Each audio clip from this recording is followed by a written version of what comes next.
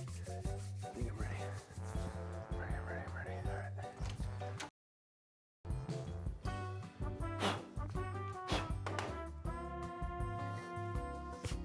Alright. Some of this dust off.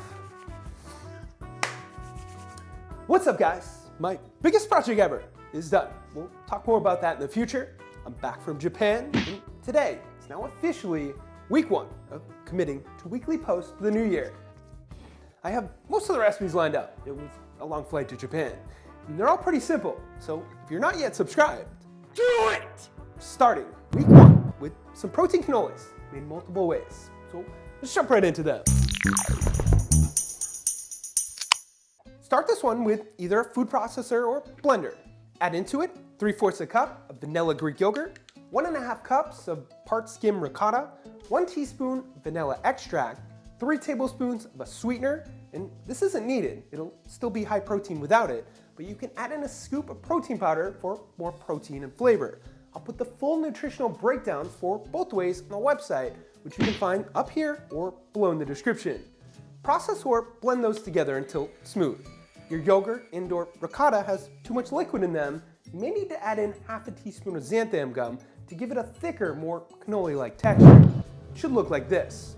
From here, add in some mini chocolate chips and lightly mix those in, or anything else you want, for flavor and texture. Now the fun part begins if you're not immediately diving into it with some wafers or a spoon.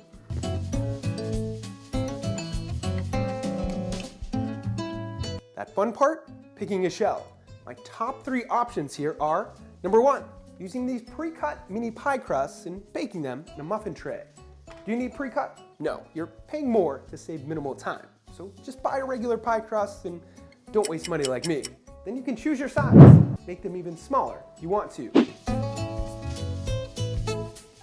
Number 2, mini tortillas. Roll up some aluminum foil, however big you want your cannoli hole, or take out a cannoli form, which is even easier and more forgiving. I think these were like $5 shipped and will last forever. I'll throw a link to them below. Wrap your tortilla around whatever you're using, like this, and hit it with a toothpick to close it. If they're flexible enough, you may be able to put them seam side down without the toothpick. Also, try to make your foil form long enough so that you have an edge to pull out. Repeat and throw them in an air fryer of 350 for around 8 to 9 minutes. Once they've browned up a bit, remove your foil by using the toothpick or by pulling out your form. And last, number 3, our lowest calorie and carb option here, wonton wraps. Almost the same idea as your tortillas here without the need for a toothpick or air fryer. Loosely, I say loosely because they're not as rigid, wrap them in your foil or form and put them seam side down onto a baking sheet. You can wet one end with water to make them stick better before closing it off. Coat them with cooking spray and put them into the oven on 400 for around 7 to 9 minutes, or until they look like this.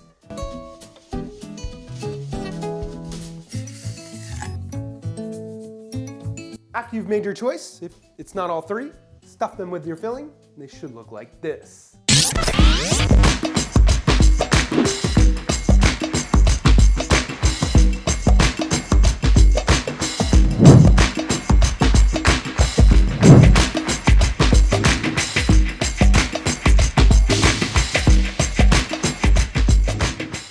2 tips for these.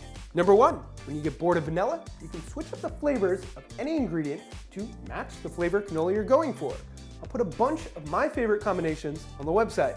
And number 2, store your mix in the fridge, where it should last around 5 to 7 days, and fill your homemade cannoli shells the day you plan to eat them for the best results.